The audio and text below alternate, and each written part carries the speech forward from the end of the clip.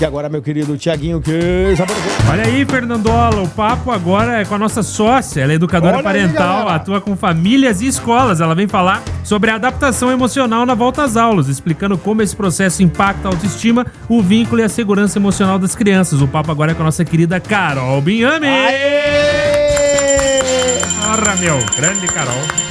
E aí, Carol, quanto tempo, hein? Feliz ano novo. Obrigada, que bom estar aqui com vocês em 2026 de novo. Eu tô muito Obrigado a feliz você, Carol. Oi, a Carol, sempre que ela vem aqui no Boa da Pan, ela traz uma paz para nós pais. E Sim. também acho que os educadores que acompanham o Boa da Pan, que a gente ainda tem uma boa leva, né, da época do Diogo Almeida, Sim. os professores estão por aqui, tá mais educação infantil também.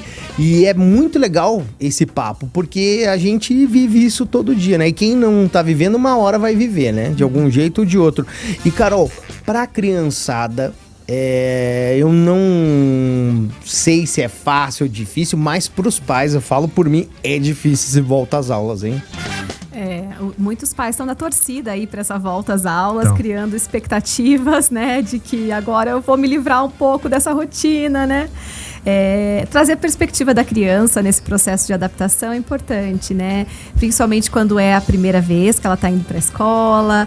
Não é muito fácil, muitas vezes, é uma mudança brusca, né? Você estava comentando antes, né? A gente também, para voltar ao trabalho pós-férias, mesmo adultos, cérebros maduros, né?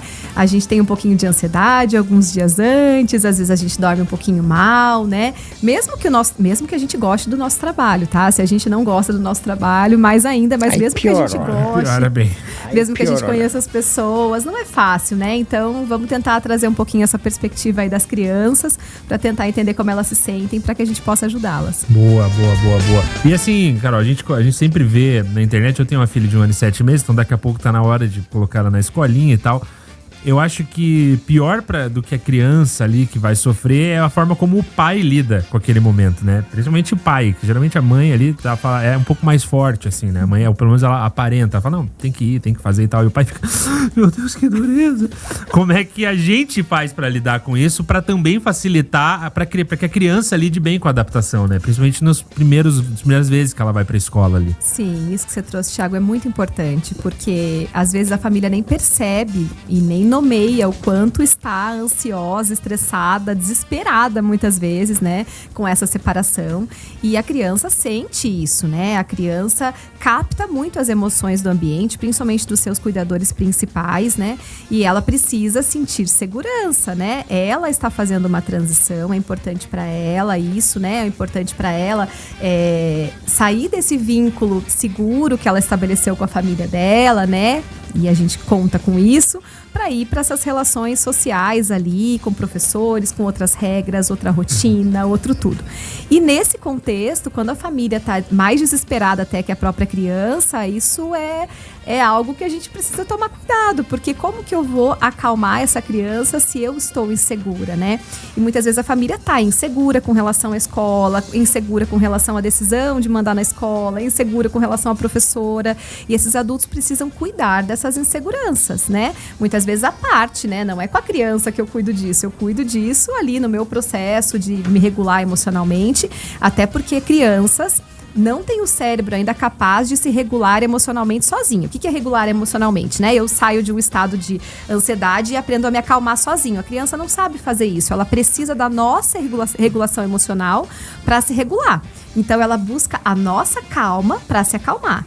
E nesse momento de adaptação escolar, se os adultos estão desesperados, e muitas vezes, né, isso dos pais ali chorando, essa criança sente isso e vai dificultar a adaptação escolar dela.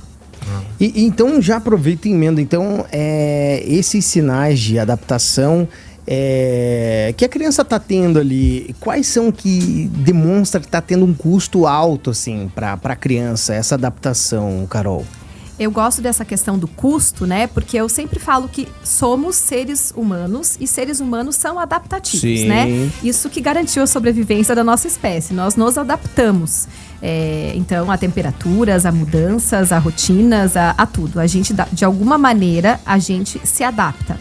Porém, quanto é que custa essa adaptação, né? A gente não quer que custe a autoestima da criança, a relação de confiança que ela tem com seus cuidadores, né? A sua desregulação emocional, né? Então, a ideia aqui é a gente ficar atento a alguns sinais. Primeiro de todos, que as pessoas sempre falam, puxa, mas ele tá chorando, né?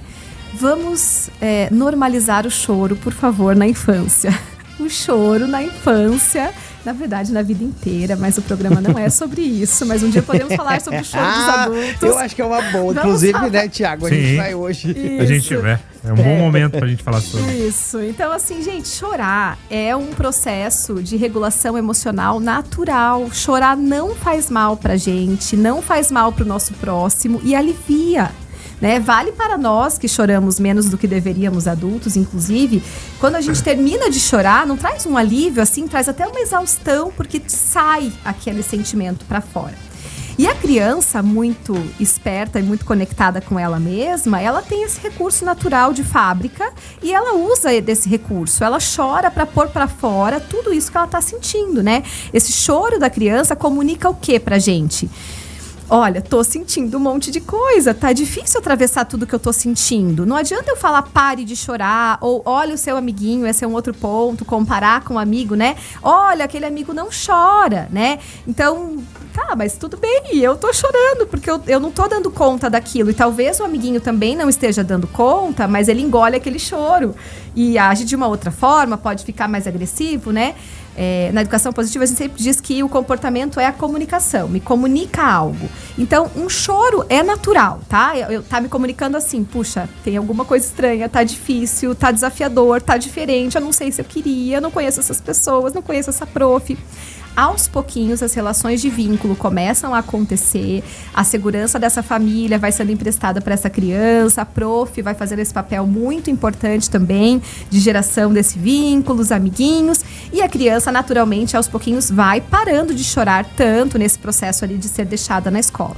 Se isso se perpetua por muito tempo, né? Se a criança está tendo aí, está custando o sono da criança, desregulação de sono, de apetite, de forma muito intensa, regressões de comportamento muito significativas, aí a gente olha com um pouco mais de cuidado o que está acontecendo.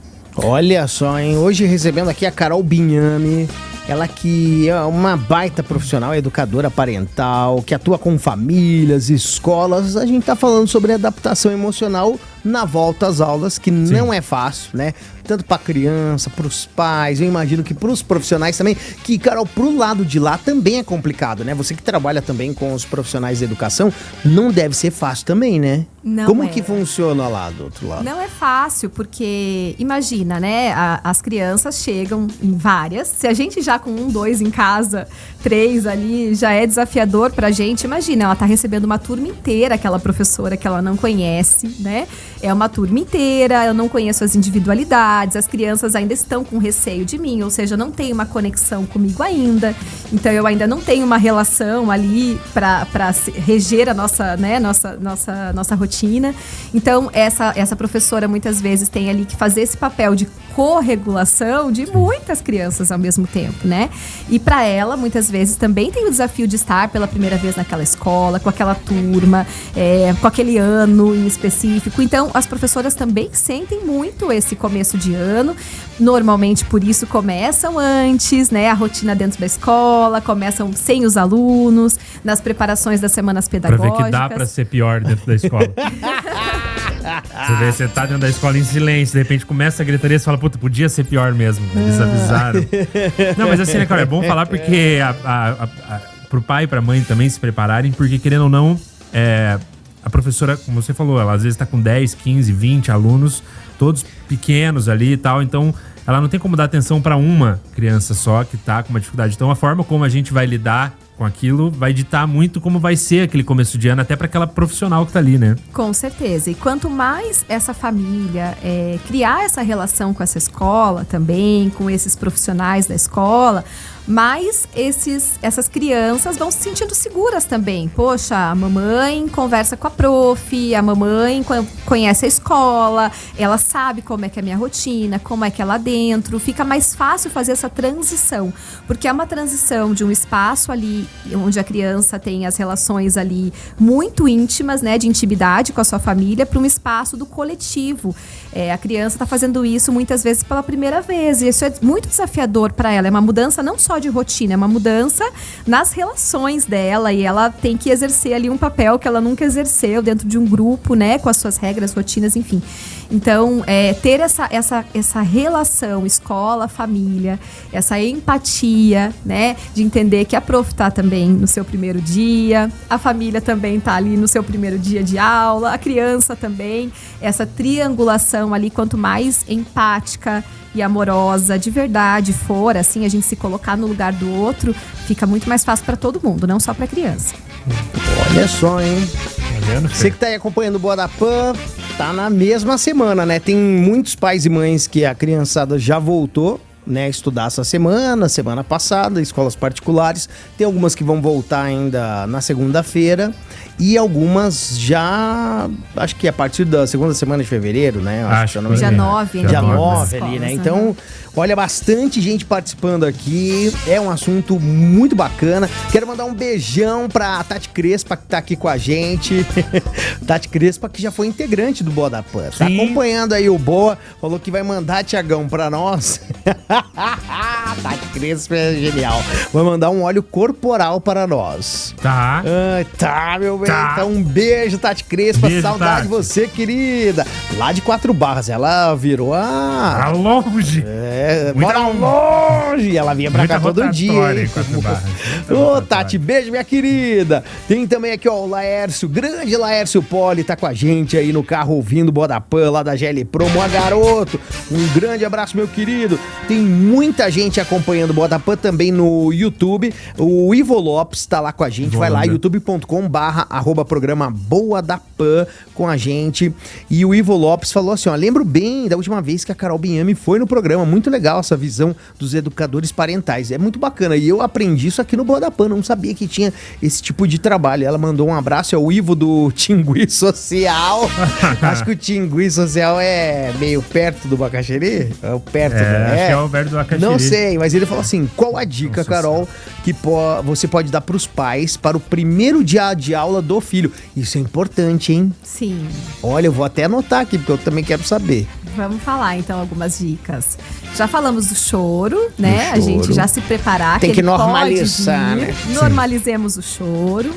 Não ficar comparando, né? Não compare. Que nem adulto gosta. Duvido que você gosta de ser comparado aí no teu trabalho aí também, porque né? é chato uma pessoa que fica assim, né? Ó, seu amiguinho tá assim, não sei o quê. Porra, leva ele pra casa, então, da criança pra lá, né? Eu não sou ele faz assim. um comentário melhor que o seu. Imagina, pra gente, enquanto adultos, é super ofensivo. Sim. E pras crianças, a gente acha que não, né? É muito chato isso. Né? Ninguém gosta de ser comparado nem no trabalho. Imagina a criança que tá com um cérebro ainda em formação, como você falou, Exatamente. né? Imagina, né? Então tem que ter pelo menos ali, né? Consciência, né? Sim, sim. E depois a gente quer resolver esse problema da autoestima na adolescência, né? A gente fala, ó, estamos destruindo a infância inteira, depois queremos reconstruir na adolescência, vamos cuidar disso desde cedo. Pô, mas e a dica pro primeiro dia de aula?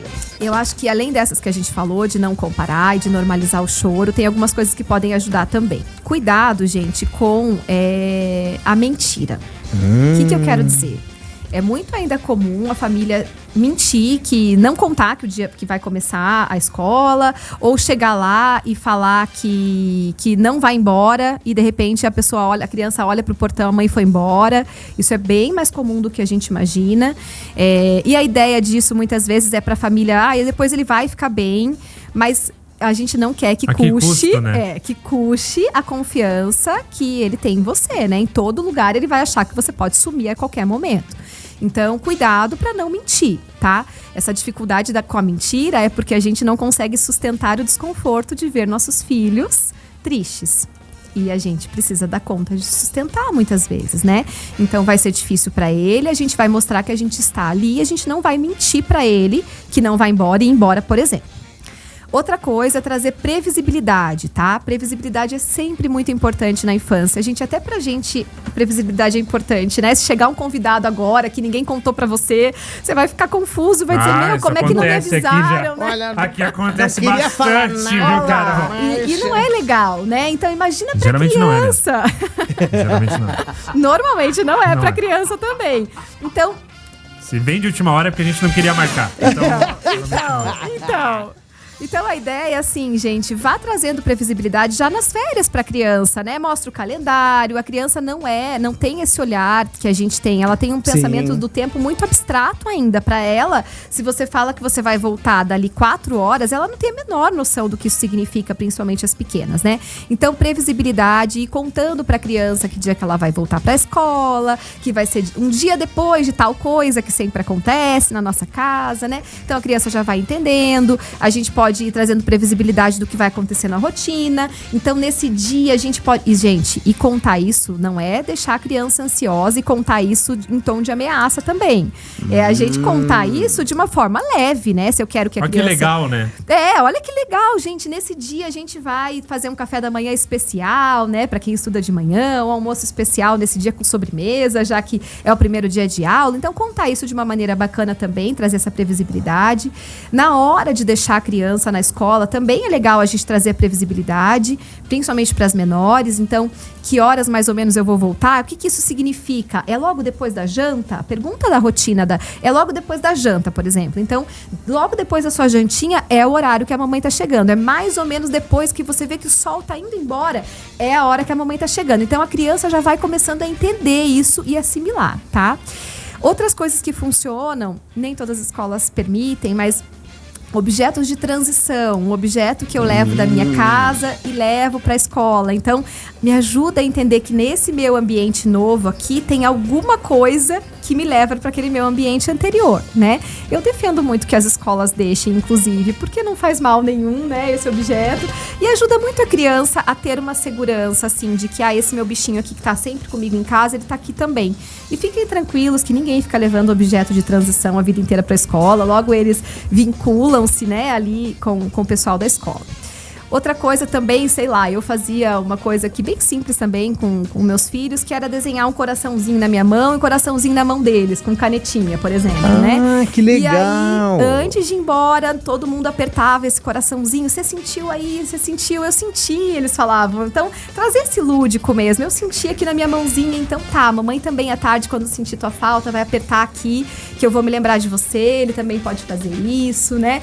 Então, a gente tem que ir pro universo da criança, né? Se eu quero acalmar a criança, se eu quero trazer leveza para a criança, eu tenho que ir pro universo dela. Para as muito pequenas, inclusive, eu recomendo que brinquem de escolinha, né? Se você conseguir brincar, que nós adultos temos essa dificuldade muitas vezes, mas brincar de escolinha também durante esse processo de transição pode ser bastante importante para a criança ir trazendo para fora do jeitinho que ela consegue, que é através da brincadeira, como ela tá se sentindo, como que tá a relação dela com a prof, com os amigos, as dinâmicas. A criança traz muito isso na brincadeira. Olha aí, gente, beleza, hein? Ótimas dicas, hein? Com Carol Bignami, ela que é educadora parental, tá aqui com a gente, atua com famílias, escolas, né? Para que pais, profissionais da área de educação e as crianças, né, tenham uma passagem melhor, né, por esse período, essa fase que é tão bonita, né? Olha, se eu soubesse que era tão bom, queria ter sido pai antes, mas tudo ao seu tempo, que é muito bonito ver, né? Tudo isso. Muito. Você tava comentando ali para brincar, né? E realmente, ano passado com o Vicente, eu brincava com ele de escola. Aí chegou uma hora que ele tomava partido já. De pai, vamos brincar de escola, dele começava. Hoje eu sou professor e você é o aluno, você é o Vicente. Aí começava, então, porque não foi fácil, né? Ali a transição de creche para uma escola mesmo, né? Então, são dicas muito válidas e você tá acompanhando aqui no Boa da Pan hoje com a Carol Bignami. Seguinte, hein? Vamos fazer um intervalo? Aguenta mais um bloquinho, Carol? Então, ó, a Carol tá aqui com a gente, manda sua pergunta no 3501-1039, 3501-1039. Temos aqui um óculos na promoção, hoje tá demais. É o verão da Pan. Temos aqui um óculos de sol da Blink. Você manda o seu nome e bairro e o print de tela que você deu like na live do Boa da Pan. Vai lá no youtube.com/programa Boa da Pan. Deixa seu like, dá print, manda aí pra gente, porque tem muita gente participando. Tem o Juninho de 4 barras, mora mal. Viu? Ó, vai falar da Tati Crespa de 4 barras, já começou a aparecer. O povo de 4 barras tá por aqui. Molha, aparece, multiplica, igual o Emily. Inclusive a Tati parou de fazer o bobo, porque era muito muito longe pra ela. Todo dia era uma viagem com Graciosa. Pegava ônibus ali na... Pegar na rodoviária pra vir pra casa. Intervalo, a gente já volta. Você está ouvindo o Boa da Pan, a hora boa do seu rádio. Porque hoje estamos aqui recebendo ela, Carol Bignami, ela que é educadora parental, atua com famílias, escolas, falando sobre essa adaptação, né, que a gente tem que ter emocional na volta às aulas, principalmente a criançada, mas a gente também fala de nós, pais, mães e os educadores, os profissionais de educação que estão aí acompanhando o Boa da Pan. Inclusive, tem pergunta aqui da audiência. O Fernandão, meu xará do Jardim Social, mandou aqui, ó, uma para convidado do dia. Meu afilhado tem 5 anos. Desde os 2, ele carrega uma nana. É aquela fronha, né? A naninha, né? Para todos os lados, escola, viagem, etc. Como reduzir esse apego de forma segura e saudável? Abraços, Fernando do Jardim Social. Mora bem. Não, vai, com 21 anos ele deixa meu naninha. Esses objetos de transição, né, que a criança se apega muito, vão virando um objeto de segurança da criança, né? O ideal é que a família tente substituir esse objeto, aos pouquinhos, pela presença da própria família, né? Da conexão, do brincar, de outras coisas, aos pouquinhos. De alguma forma, essa criança entendeu que nesse objeto eu me sinto mais seguro, né? E também não tem nada de muito errado nisso pela faixa etária que você comentou. É bem normal, se não faz mal. Eu sempre falo isso tanto, né, para as crianças, adolescentes, para as famílias. Não faz mal para ele mesmo, não faz mal para o ambiente, não faz mal para o próximo. Então, por que também a gente mexer, de repente, com isso, né? Mas, se a família tá preocupada, porque parece, às vezes isso pode acontecer, puxa, mas se não tiver esse objeto aqui, ele fica desesperado, né? Então, a gente, ao invés de pensar em retirar esse objeto de cena, a gente vai ter que entender como que eu promovo segurança. Por que ele não se sente seguro sem esse objeto, né? Como que eu vou promovendo essa segurança entre as relações aqui familiares, ou se é no ambiente escolar, por que que ele ainda está precisando desse objeto lá, porque ele não consegue estar nessa relação de outra forma. Então, eu mudaria a pergunta, né? Para que a gente olhasse para essa situação, entendesse primeiro se é realmente algo a se mexer nesse momento, né? Porque ele é bem pequeno ainda. Mas se causa muita insegurança ficar sem esse objeto, tentar entender por que que essa insegurança acontece e como que eu faço para promover segurança com essa criança. É todo um trabalho, né? É todo um trabalho. No trabalho do atendimento parental é exatamente isso que a gente faz. A gente vai entender aqui, a ponta do iceberg é sempre esse comportamento que preocupa os pais, né, ou a escola. Comportamento desafiador tá na ponta do iceberg, por isso que eu tô fazendo esses desenhos aqui com a mão. Quem tá na live tá vendo. Quem tá na live tá vendo. A ponta do iceberg é o comportamento. O comportamento sempre me comunica algo. A criança ainda não consegue comunicar em palavras como ela se sente. Eu entendo como ela se sente a partir dos comportamentos. E aí, a base do iceberg, o que sustenta esse comportamento, é sempre algumas questões de necessidades físicas ou emocionais não atendidas, tá? Então, a gente vai ter que olhar e entender como é que tá todas as questões de necessidades físicas e emocionais que uma criança ou um adolescente tem, para eu entender da onde que tá vindo esse comportamento, para daí, de fato, eu atacar, quando é necessário, a causa do problema. Então é bom que já é identificado, agora buscar aí a causa, né? Sim. Você estava comentando ali, falando sobre, tem nada a ver com esse assunto que o ouvinte mandou, o meu xará, mas eu lembrei de uma coisa que eu já vi e realmente eu tenho que falar, eu tenho que me abrir aqui, Thiaguinho. Fala pra gente. Que me incomoda um pouco, às vezes eu vejo em lugares que eu vou, às vezes eu tenho encontros ali de pais, né, às vezes de escola, ou tô geralmente no parquinho, né, que você vê, né, ali a galera com as crianças e tal, que é essa questão dos pais quererem já ter um mini adulto, né? A criança com 4, 3, 5 anos, que seja um mini adulto emocionalmente, na questão do comportamento, gente, até na fala. Tem gente que... Tudo bem, eu também acho que tem que ir corrigindo a criança ali pra ela não ficar falando errado, ou que se fala, né, infantilizado, né? Trocando ali alguma letra por outra. Mas, gente, é uma criança, né, Carol? Então, acho que os adultos, os pais e mães, hoje em dia, tem que também ter essa noção que eles não podem forçar a barra com a criançada e ser um mini adulto agora, né? Sim, a gente tem exigido das crianças o que a gente não tem, né? Exatamente. Esse equilíbrio emocional, porque... Todo mundo tomando remédio. Tá todo mundo. E tá querendo que a criança seja... Isso. Nós da geração que apanhamos, que estamos dizendo que estamos ótimos, estamos todos na tarja preta, né? Tomando remédio pra acordar, pra dormir, tomando energético o dia inteiro pra se manter acordado. Então, eu sempre faço esse convite para os adultos refletirem. Não estamos muito bem e estamos querendo exigir que as crianças tenham uma maturidade que elas nem são capazes de ter. Expectativas desalinhadas vão causar frustração sempre, né? Para além disso, eu acho que muitas vezes a gente... pela nossa história, né, a gente busca agradar o outro, busca ter uma boa imagem. Isso também diz sobre a nossa insegurança, né? E às vezes a gente usa nossos filhos para isso, né? Então, querendo que eles sejam ali muito perfeitos para que a gente continue nessa nossa performance de exibir ali o filho quase como um troféu, né? Então, cuidado com essas relações, a gente tem que se observar muito, né? A criança, ela tem ainda essa parte do nosso cérebro aqui na frente, o córtex pré-frontal, em desenvolvimento. Ela não tem, portanto, esse freio emocional, esse equilíbrio emocional. É natural que ela não tem, ela está aprendendo a ter, não só com o que a gente diz para ela, mas com o que ela observa, né, das relações, das formas de comunicação próximas dela. Então, vamos cuidar com essas expectativas, sim. As crianças, elas são crianças, é a hora de errar, é a hora de bagunçar. Vai ter a vida inteira pra falar certo, né? Assim, e é natural, eu percebo pela Maria Clara, assim, várias coisas ela vai parando de falar errado conforme a gente também vai falando perto dela. Então, eu acho que é meio natural, assim, a não ser, claro, que a criança cresça falando tudo errado, aí tem que ter algum cuidado ali, mas... Não, vai e ter já a vida querer, inteira, você né? ouve ele, ai, meu filho já está comendo com garfo e faca, ai, meu filho já não sei o quê. É a criança tem pulando necessidade, etapa, gente, né? A pular criança vai etapas. deixando de ser criança enquanto é criança. É, Fala, a meu, criança tem fala 3. 1000 idiomas, já sabe ler. Parem de ficar forçando a criança a pular etapas, gente. A gente tá aumentando a nossa expectativa de vida, né? A gente vive cada vez mais tempo. Porém, a infância vai ficar continua... o chato aí por mais tempo.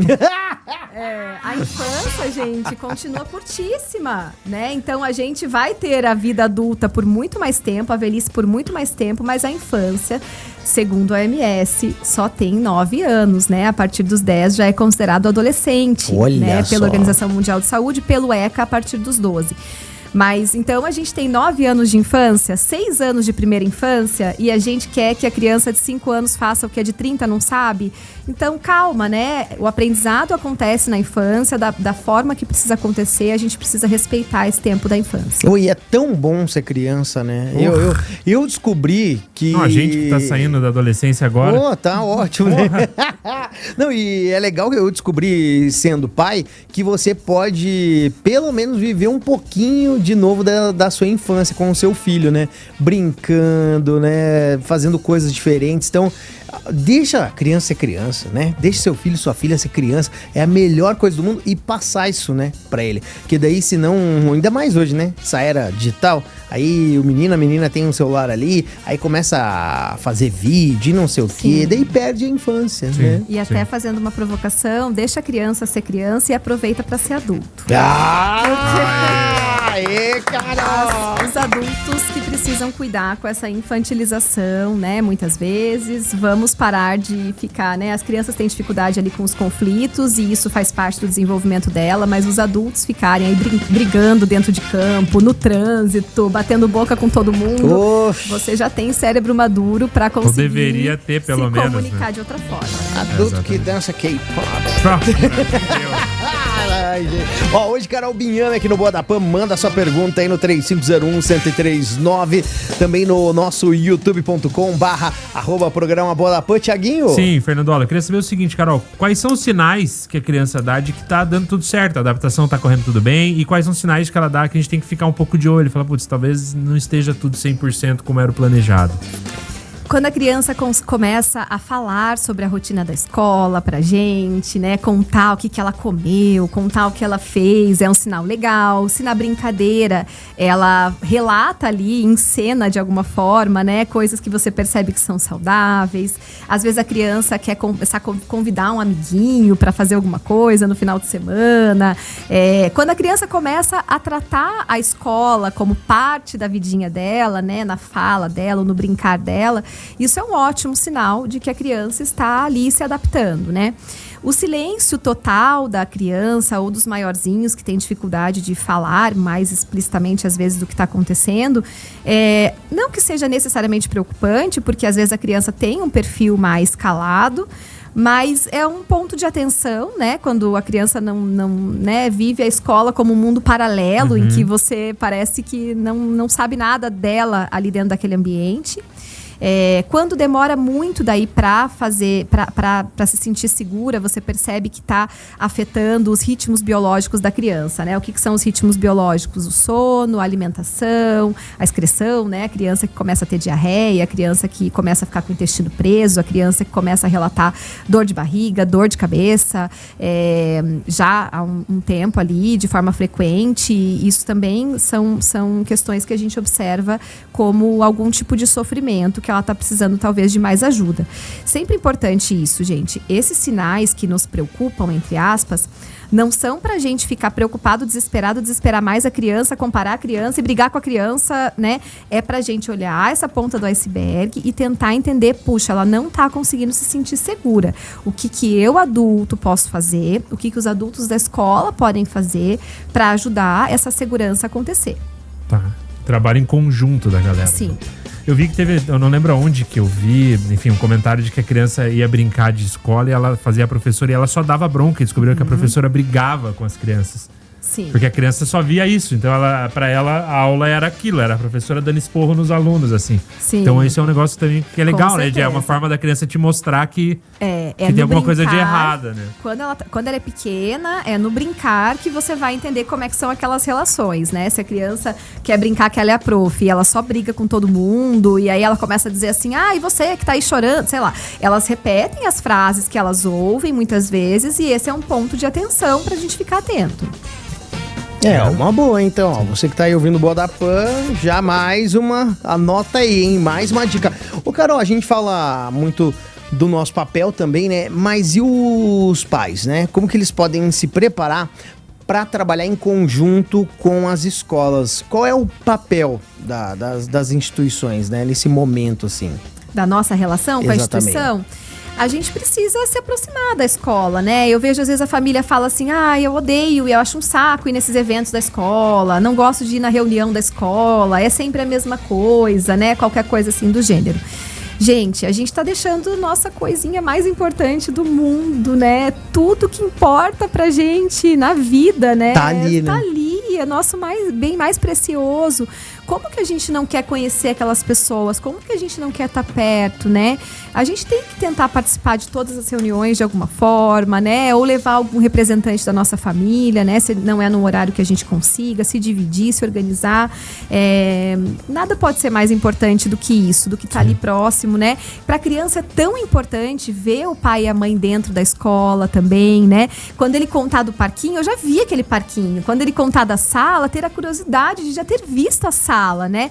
Isso é muito legal, isso é se interessar pelo mundo da criança. E a criança, ela vai se sentindo amada quando ela se sente vista, quando ela se sente pertencente, quando ela se sente, né?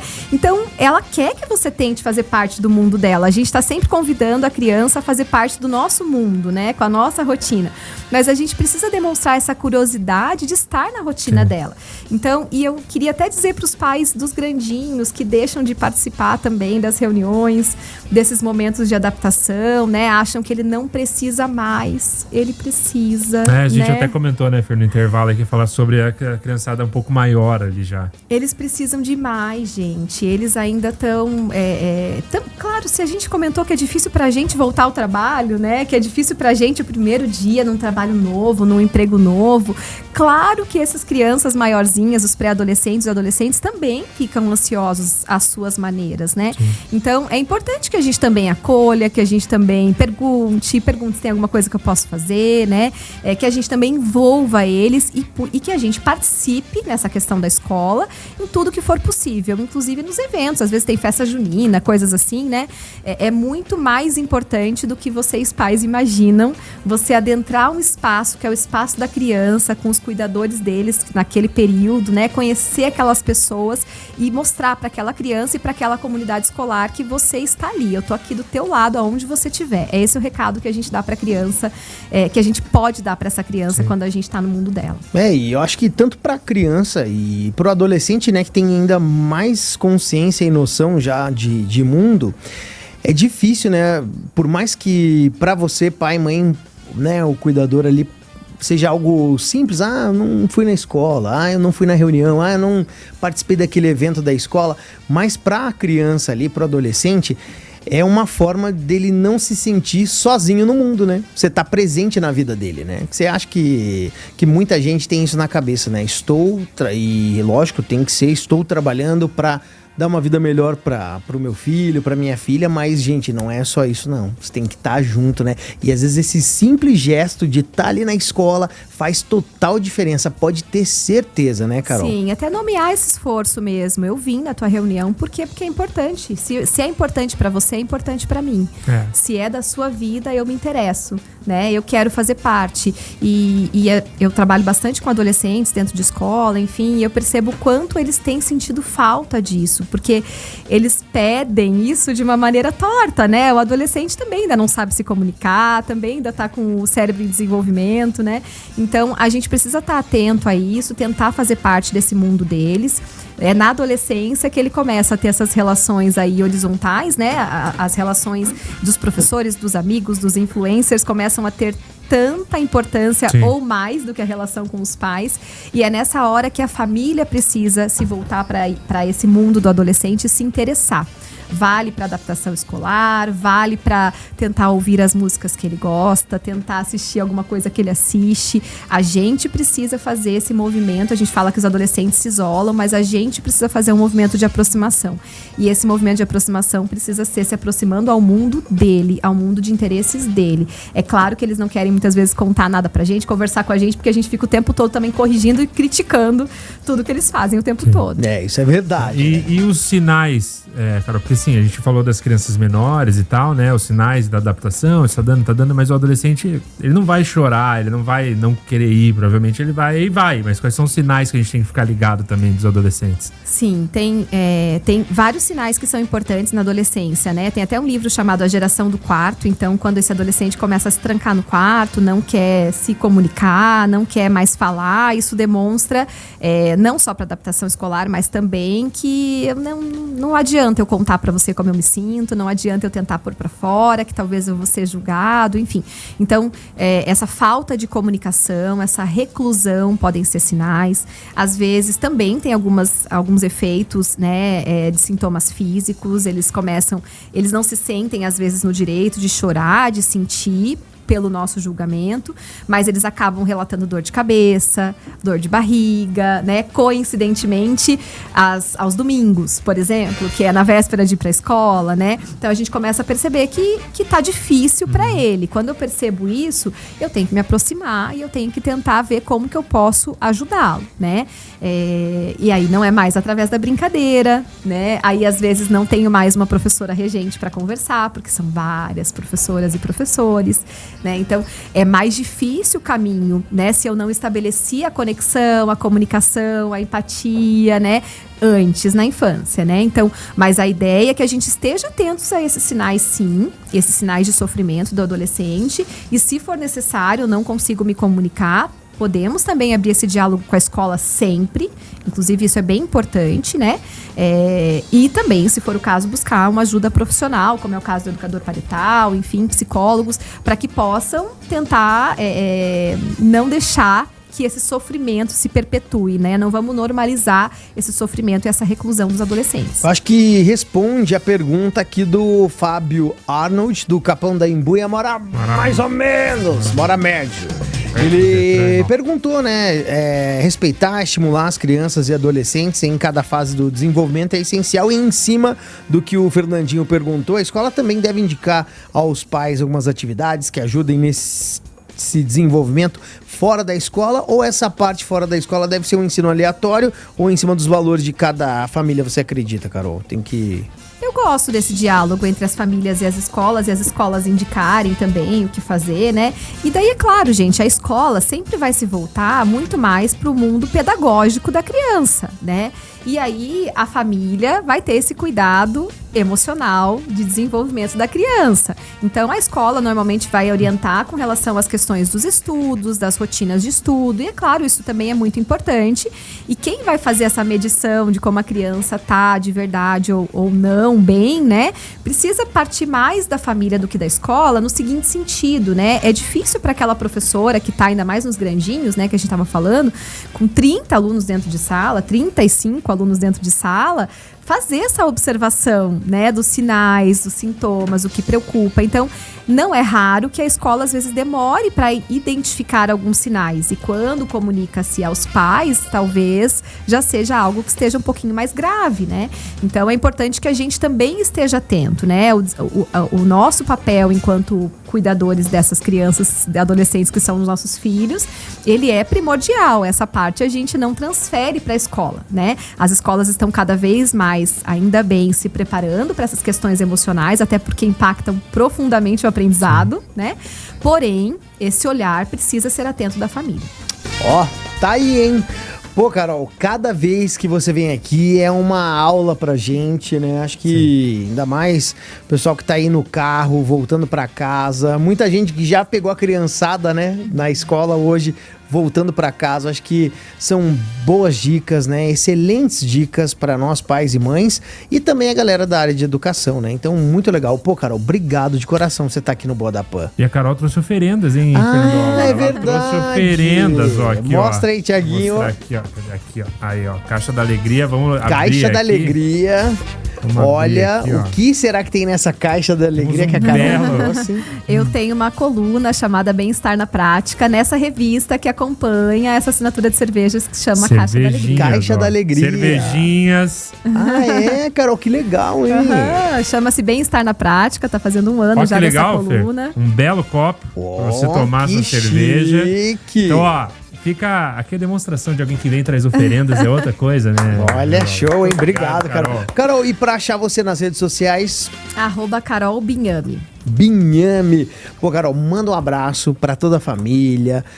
Volte mais vezes aqui no Boa da Pan e parabéns pelo trabalho, viu? Obrigada pela oportunidade Obrigado, de novo. Carol. Sempre bom estar aqui com vocês. Boa, Carol Binhame aqui no Boa da Pan. Salva de palmas. Intervalo, a gente já volta com polêmica. Polêmica, barril. Você está ouvindo o Boa da Pan, a hora boa do seu rádio.